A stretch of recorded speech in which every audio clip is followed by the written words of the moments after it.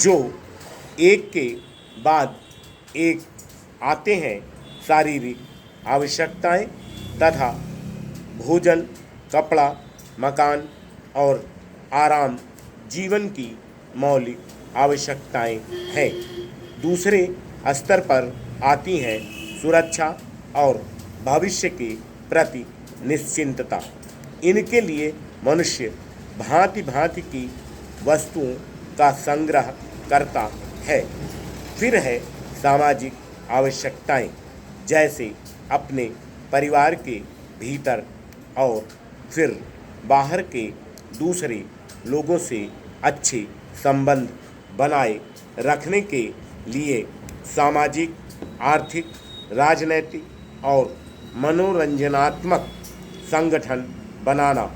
चौथे स्तर पर है अहम संबंधी आवश्यकताएं, जैसे आत्मसम्मान, आत्मविश्वास और आत्मसंतुष्टि आदि। आत्म परितोष अर्थात उन्नत विकास और ख्याति प्राप्त की क्षमताओं को साकार करना व्यक्ति की अंतिम और उच्चतम अपेक्षाएं हैं। इन आवश्यकताओं की पूर्ति के लिए मनुष्य अपने आसपास उपलब्ध पर्यावरण का दोहन करता है। जल, थल, वायु ही नहीं, पेड़ पौधों, पशु पक्षी, जीव जंतुओं तक का उपयोग करता है। सभी शक्तियों का, यहाँ तक कि सबल व्यक्ति अपने से निर्बल व्यक्तियों तक का दोहन करता है, जो शोषण की सीमा तक पहुँच जाता है। इसके लिए भांति भांति की तकनीकें खोजी और अपनाई जाती हैं। प्रौद्योगिकी ने मनुष्य को भांति भांति की आवश्यकता की वस्तुएं अभूतपूर्व प्रचुरता से देकर संतुष्ट किया है और आवश्यकता की सीमा रेखा भी खिसकाई है। विलासिता और सजावट की ऐसी सामग्री भी दी है जो अब बहुत कुछ आवश्यकताओं में गिनी जाने लगी है। स्वचल वाहन, दूरदर्शन, धुलाई मशीन, सफाई मशीन, सिलाई मशीन, स्टोव, चूल्हे, मिक्सी, फ्रिज आदि अब बहुत से लोगों के लिए अनिवार्य आवश्यकता की कोटि में आ गई है। तकनीकी और औद्योगिकी से यह सब संभव हुआ है, किंतु एक ऐसा अल्प वर्ग भी है जिसके लिए विलासिता आवश्यकता की कोटि में आ चुकी है। विज्ञान की जन समुदाय के लिए तो मौलिक न्यूनतम आवश्यकताएं भी विलासिता ही बनी हुई हैं।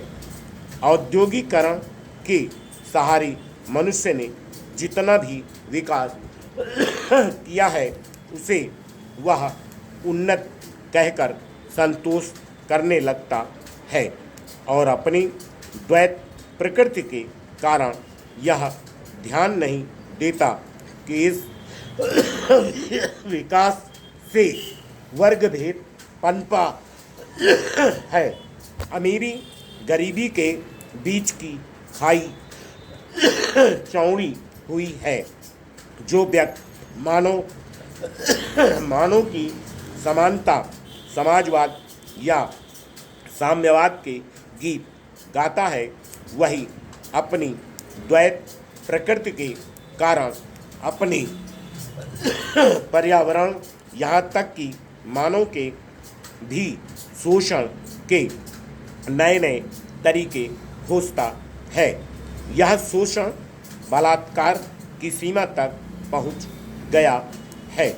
मनुष्य ने अपनी बुद्धि का प्रयोग किया, फलस्वरूप भांति भांति का औद्योगिकरण हुआ और जल थल वायु सब प्रदूषण के शिकार हो गए।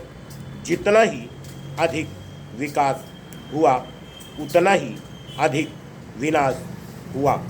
प्राकृतिक संपदा का भीषण हास्य हुआ।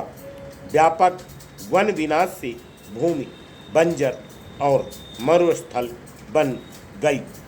एक बड़ा हवाई जहाज एक दिन में जितनी ऑक्सीजन खर्च करता है उतनी ऑक्सीजन 17,000 हेक्टेयर वन में तैयार होती है और वन बचे ही कितने हैं। इस उद्योग प्रधान सभ्यता का केंद्र पूंजी है और धर्म स्वार्थ है। मनुष्य का शोषण कर रहा है। देश का फुल स्टॉप।